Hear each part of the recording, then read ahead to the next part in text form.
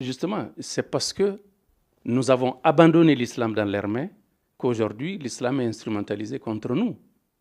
Nous avons parmi les plus grandes erreurs de gouvernance de notre pays de l'indépendance à nos jours, c'est que nous avons délaissé l'islam, nous l'avons laissé à des bricoleurs, n'est-ce pas? Parce que ça, c'est du bricolage, alors que l'islam aurait dû être pris en charge par des gens responsables, par les oulémas. Nous avons des oulémas, nous avons des détenteurs du savoir islamique, et avec lesquels on peut savoir comment gérer notre pays. Aujourd'hui, partagé en plusieurs courants. Il y a 3, 4, 5, 6 courants. Avec quel courant on va discuter?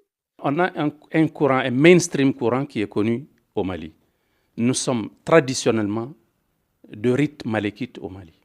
C'est tout le monde qui adhère. Personne ne peut s'opposer à cela. Parce que ça fait partie des écoles orthodoxes de l'islam.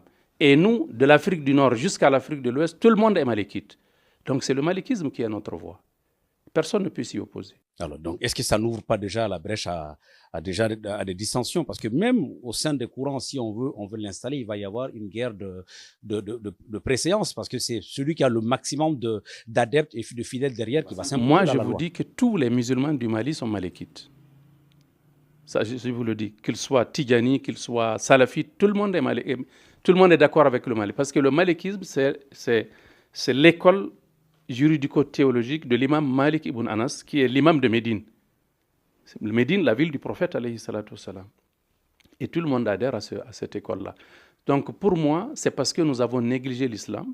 Parce que pourquoi nous insistons sur la gestion de l'islam par les soins de l'État? C'est parce que c'est une question de sûreté nationale. Si nous abandonnons l'islam, il va être instrumentalisé par des gens à gauche, à droite. Même les clivages qu'on voit aujourd'hui, c'est parce que l'État est absent de la scène, de la gestion de l'islam. Donc l'État doit prendre en charge, comme tous les pays qui se respectent, tous les grands pays musulmans, l'islam est géré par l'État. Voyez-vous, en Afrique du Nord, si vous allez en Afrique du Nord, vous allez au Moyen-Orient, vous allez en Extrême-Orient, en Malaisie, et partout, l'islam est géré par les soins de l'État.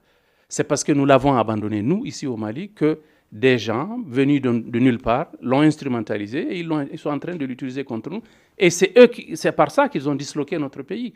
Ils sont instrumentalisés, comme je l'ai dit tout à l'heure, par des puissances extra-régionales, avec des agendas précis. Donc, prenons en charge la gestion de notre islam et nous verrons la différence.